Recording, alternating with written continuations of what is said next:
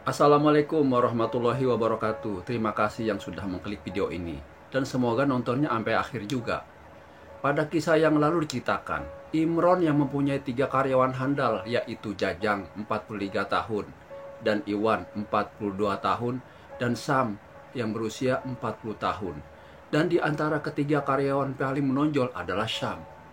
Bagaimana kagak nonjol? Karyawan baru, tapi sudah mempunyai rumah besar dan megah. Padahal, kata Jajang, gaji sama. Dan kecurigaan Jajang bukan lantaran ngiri doang. Dia berusaha memberitahu kepada Imron bosnya dan sudah ditunjukkan rumah Sam yang lagi dibangun. Tetap saja Imron kagak curiga. Dia hanya berbaik sangka kepada Sam. Mari kita lanjutkan ceritanya.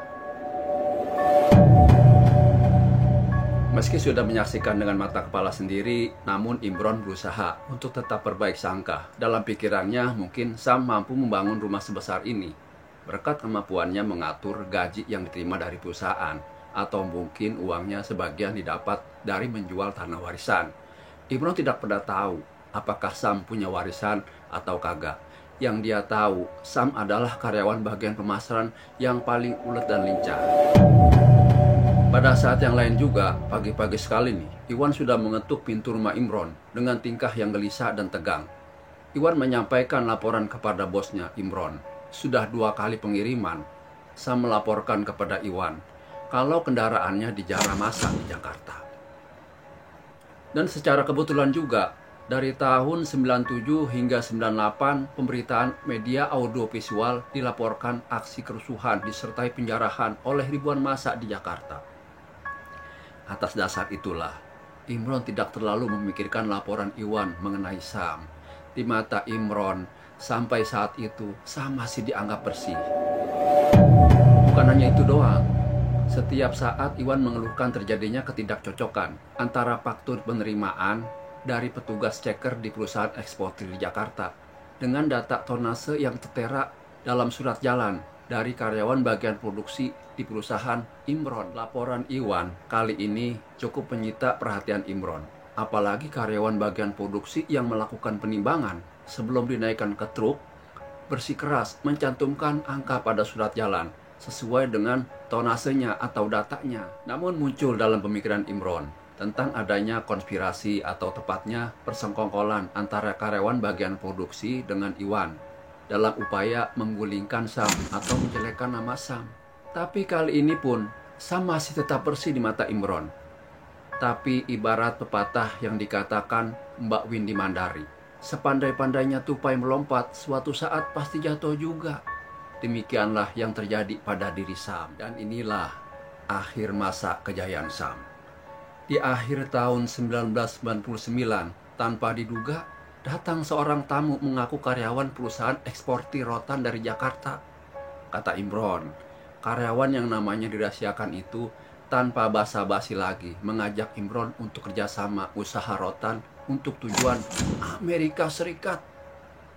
Harga yang ditawarkannya sedikit lebih tinggi dari harga yang sudah disepakati dalam kontrak kerja sama atau MOU dengan perusahaan eksportir rotan yang sudah bermitra. Bagi Imron, harga yang lebih tinggi bukan sesuatu yang mengejutkan karena dia sudah berpengalaman sesuai strategi bisnis.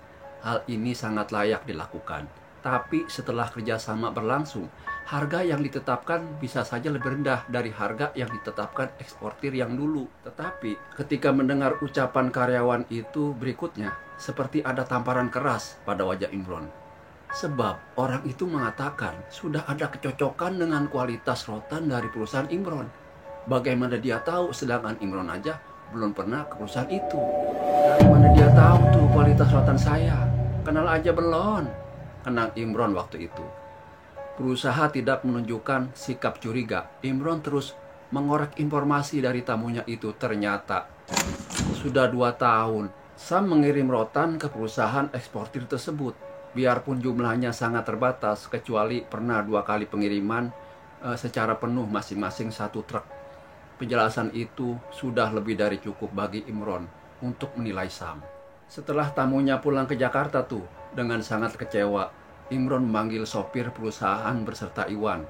Kedua karyawan itu diminta datang ke ruang serambi rumah Imron yang megah tuh. Pada awalnya sopir itu bersikeras menolak tuduhan itu, tapi setelah Imron menyebutkan nama perusahaan eksportir berikut alamat gudangnya, sang sopir mengakuinya dengan wajah lemes.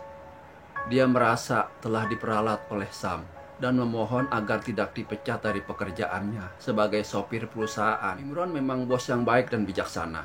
Imron memang tidak memecat sang sopir, dan yang dipecat dengan tidak hormat tidak lain adalah Sam. Tanpa banyak komentar, Sam menerima surat pemecatan berikut uang pesangon yang lumayan besar dari bosnya. Tuh, bagusnya bos Imron begitu tuh. Udah ketahuan karyawan melakukan kesalahan dan pencurian, malah dikasih pesangon juga. 2 PMPK, gede bang, 2 PMPK. Kalau kita dulu kagak begitu. Kalau ketahuan karyawan melakukan pencurian, itu kita malah disuruh resign, mengundurkan diri. Dan masih untung pula, kagak dikirim ke kepolisian. Di tahun berikutnya, pemerintah mengeluarkan undang-undang tentang pengaturan ekspor rotan ke luar negeri, yang intinya melarang ekspor rotan berupa bahan mentah. Bagaimana kagak melarang? Kita ngekspor ke sono berupa bahan mentah. Kita beli lagi ke sono dari luar negeri, yaitu berupa kayak bangku tuh, bangku yang udah diproses sama dia. Dengan keluarnya peraturan itu, satu demi satu perusahaan rotan di Kabupaten Cirebon maupun Kota Cirebon bertumbangan, termasuk perusahaan rotan milik bos Imron. Hanya berselang setahun setelah resmi perusahaan rotan Imron mengalami kelesuan, Ratina, istri Imron, juga mengalami serangan penyakit yang sangat aneh.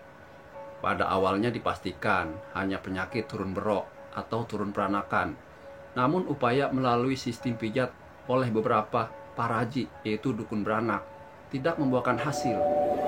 Selanjutnya timbul rasa gatal di sekitar mulut kemaluannya. Selama seminggu, rasa gatal itu terus menyiksa. Serangan gatal itu datang dan pergi, mirip hantu. Terkadang nih, serangan gatal itu datang di saat dia berada di pasar atau di tengah-tengah pertemuan dengan anggota keluarganya. Akibatnya Ratina sering dibuat malu lantaran dia mesti tergesa-gesa menerobos pintu kamar mandi untuk menggaruk bagian sensitif pada organ kewanitaannya itu. Serangan gatal itu pun sempat hilang selama 1 bulan lebih tuh. Hal itu membuat legah batin Ratina. Namun 1 bulan berikutnya datang serangan sakit yang sangat ganjil. Bagian dalam alat vitalnya serasa seperti ditusuki ribuan jarum kecil. Makin lama kondisinya makin buruk. Bahkan dari alat vital Ratina mulai keluar nanah kental disertai menyebarnya bau busuk. Setelah itu, setiap hari yang dikerjakan Ratina hanya berbaring di atas kasur. Nafsu makannya turun secara drastis, akibatnya tubuh yang semula montok dan sintal secara cepat berubah kurus sampai akhirnya tidak ubahnya kerangka yang terbungkus kulit. Selama sakit yang aneh itu, sanak keluarga maupun bekas karyawan yang merasa simpati sangat jarang yang berani memasuki kamar tidurnya. Mereka milih duduk di ruang tamu lantaran tak tahan dengan bau busuk dari alat vital Ratina. Dari ruang tamu pun bau busuk itu sudah tercium, bahkan hingga ke serambi luar rumah. Hanya seorang diri, Ratina merasakan deraan sakit luar biasa di kamar tidurnya. Berbagai upaya penyembuhan selalu nihil, baik melalui jalur medis maupun jalur alternatif memanfaatkan kalangan supranaturis. Sejumlah paranormal sudah didatangkan. Terapi yang dilakukan paranormal itu pun sudah dijalanin. Namun pada ujungnya menyerah sambil menyarankan supaya mengundang dokter kandungan karena penyakit itu termasuk penyakit johir. Saran dari paranormal itu hanya dijawab dengan anggukan kepala. Pasalnya sebelum paranormal memberi saran, sudah lebih dari 5 dokter ahli kandungan lokal maupun dari kota besar yang didatangkan. Tapi tidak membuahkan hasil. Untuk ikhtiar pengobatan yang tanpa hasil itu, ternyata telah meludeskan segalanya. 2 hektar sawah berikut ladang telah dijual. Menyusul perabotan di dalam rumah tangga berikut perhiasan, serta tabungan di bank. Ketika sudah tak punya apa-apa lagi, Ratina maupun Imron memilih untuk berpasrah diri kepada Allah Subhanahu wa Ta'ala. Memasuki 20 bulan kemudian, ketika Ratina sudah berada antara hidup dan mati, serta kondisi bangunan rumah yang kumuh tidak terurus, yang sudah mentok ibaratnya, Imron dalam mimpinya bertemu seorang laki-laki rentah mengenakan pakaian ala para Sunan di era Wali Songo. Laki-laki dengan raut muka memancarkan aura putih itu menyarankan untuk laku tirakat di salah sebuah tempat keramat di wilayah Kecamatan Gegesik, Kabupaten Cirebon. Tanpa banyak pertimbangan, saran laki-laki yang berpenampilan ala Sunan dari mimpinya itu langsung dijalanin. Tempat yang dituju itu ternyata sebuah petilasan Ki Kuwu Sangkan. Mungkin Bang Samsudin tahu tuh. Sewaktu menjalankan laku tirakat beberapa abad silam. 1 minggu sudah berlalu dan Imron belum mendapatkan petunjuk apapun dalam tirakatnya. Tanpa pernah merasa putus asa, laku tirakatnya terus dilanjutkan hingga memasuki hari ke-40. Pada malam ke-41, antara sadar dan tidak, di depan lutut Imron yang sedang berzikir seperti tersaji adegan drama yang teramat mencekam. Ibaratnya seperti orang mendapatkan video kiriman WA. Laki-laki yang pernah hadir dalam mimpinya itu sedang menginjak dada laki-laki berpenampilan jawara.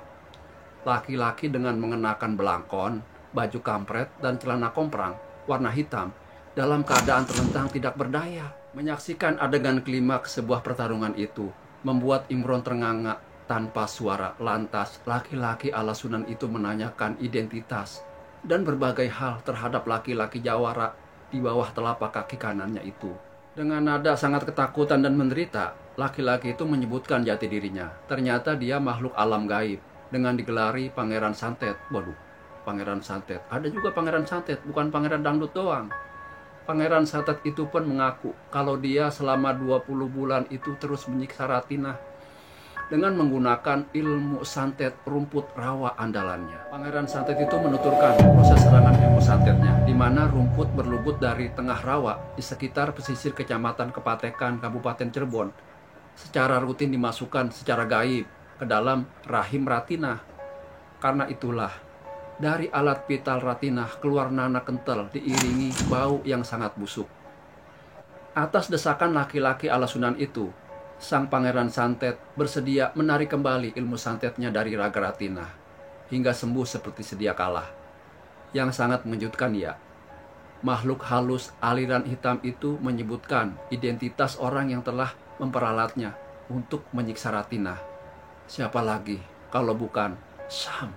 Tega sekali kau Sam, mendengar nama Sam disebut-sebut.